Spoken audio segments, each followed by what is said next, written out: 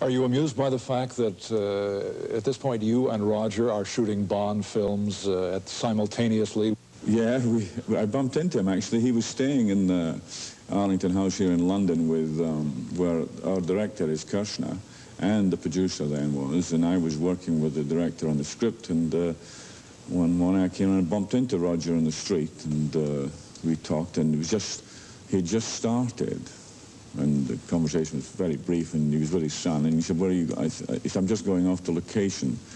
And I remember it was somewhere, some dreadful town just on the outskirts of London. And he said, where are you going? And I said, the south of France. I said, very nice. He said, and then where are you going? And I said, I'm going to Nassau, the Bahamas. He said, oh yes. I said, where are you going? He said, India. And then I said, oh, well, that's nice. Well, I'll see you back in London, I suppose. Are you surprised to find yourself back here, meaning playing James Bond? Yes, I am in some ways. I mean, having said, you know, never again, as it were, when I was approached by Kevin McClory, he had the rights after 10 years to remake The Thunderball. It was then that all the lawyers came out of the woodwork, and the legal ramifications became far too complex. And I've had enough of these over the last few years that I chose not to proceed. And out of the blue, Jack Schwartzman approached me with a view to doing this one. And I said, well, two conditions. One is that it is totally clean and I have no more dealings with lawyers, as it were, though he happens to be a lawyer. And I have total indemnification from yourself. And he provided both of these clauses, and here we are, sitting in beautiful fire and Christmas card weather outside here in London. But James Bond and Sean Connery are not the James Bond and Sean Connery of 10 years ago, 10 plus years ago. Yeah, that's for sure. But he might be a bit smarter. I'd like to think I am. You have had to put the hairpiece back on for this film. It's not something you enjoy, I know. No, but it's only during the working day, and which has gone into the night too frequently, I'm afraid. But, well, I've stuck it on for a few other pictures too, actually. Is this the last James Bond you're going to do? I think that's been asked before. Yeah, I would say almost certainly, yeah. Because, well, it's 1983 before it comes out, and I'm going to take a slow boat to China. Have, for me, a genuine break. The reviews on 5 Days, One Summer have been a little mixed. You have received favorable notice. Many people find the film a little slow. I never expected 5 Days, One Summer to be a blockbuster or a commercial success. I don't think that's the nature of the picture. The subject matter, 1930, and talking about the mores of that period, morals of that time, make it quite difficult. I mean, the very opening, the idea of going off to holiday with a girlfriend, whatever your blood relationship is, you had to take a car, and then you took a train, and then you took a boat, and then you took another train, and then you took a horse cart to get to the place. Well, you could certainly cover your spurs. Eh? Well, today you just jump on one of these junkets and you're there. But and the media being what it is, everybody knows. I can't get over the fact, sitting here looking at you, and this image that you have for the Bond film, and the image of 5 Days, One Summer, which is so different. Which is closer, and I don't mean in the character, but just visually, which is closer to Sean Connery? Well, I don't. Well, I think that you use as much as possible of yourself in both. I mean, it's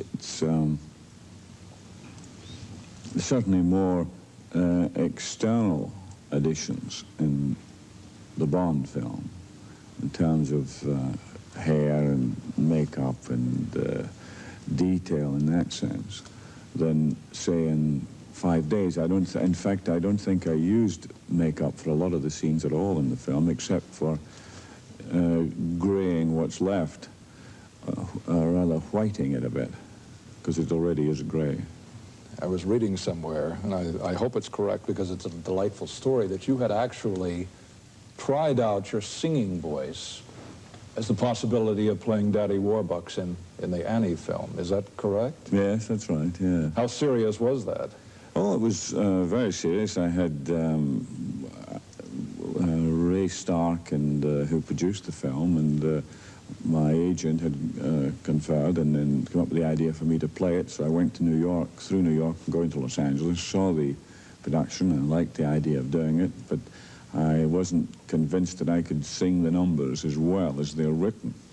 So I went to Los Angeles and I took singing lessons for about, a month, I think 3 weeks, a couple of times a week. And then it got a bit pressured because Ray, who can become very insistent, wanted a definite commitment at the time, and I wouldn't. And something like that, it takes quite a bit of bottle, I think. Although I started in South Pacific, it's when you're in the chorus, there's so many others to put the blame on, you know, but you get up there singing solo numbers, and unless you can do it well, there's not much point in touching it.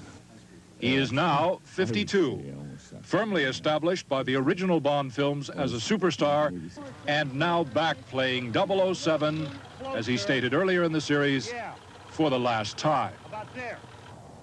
In our conversations at Luton Hoo, north of London, where Never Say Never Again was on location, Connery talked about the art of making movies. I read Chariots of Fire, and I thought it's one of the few scripts that ever made me cry.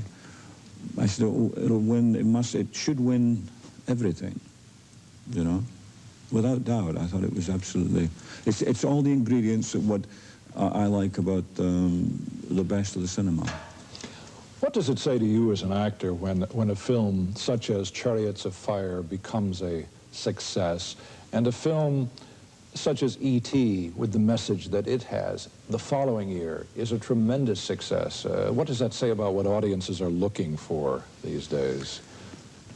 Well, I think it's a great trap for people who make movies to be making them for what audiences are looking for, because that's what all these surveys do, and that's why there's so many duff ones we produce.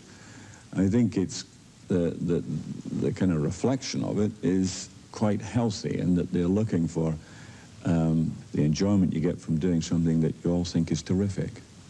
And that's the appealing factor of making films for me. And hopefully when you get the right script and the right group, you make that kind of picture. Isn't your 19-year-old son now pursuing an acting career? Yes, that's right, Jason. What kind of advice did you give him about success and failure as an actor?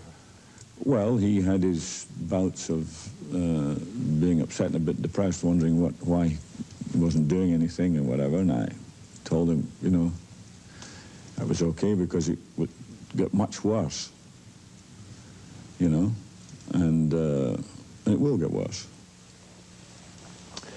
What about any advice to him about those who might say, well, yes, you're here because you're Sean Connery's son, trading on the name? Well, that's another thing that he had to make a choice about, whether he changed his name or not. But, I mean, that wouldn't have been too smart either, I don't think, because if he changed it after the first couple of things, they know who he is, and they'll make a feature of the fact that he tries to change his name.